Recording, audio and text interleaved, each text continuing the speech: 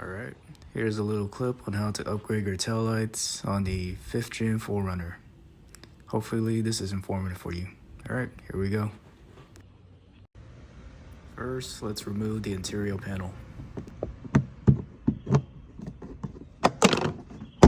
Remove the two bolts that are holding the taillights circled in red.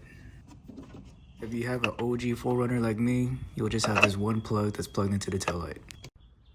Go ahead and test out the new plug you got from Toyota and make sure it plugs in correctly.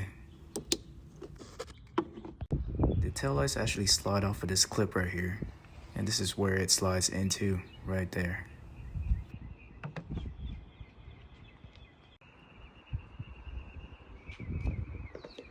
When you do pull the taillights off, make sure you pull the taillights towards the back of the car. Plug everything back up and test it out and make sure everything works.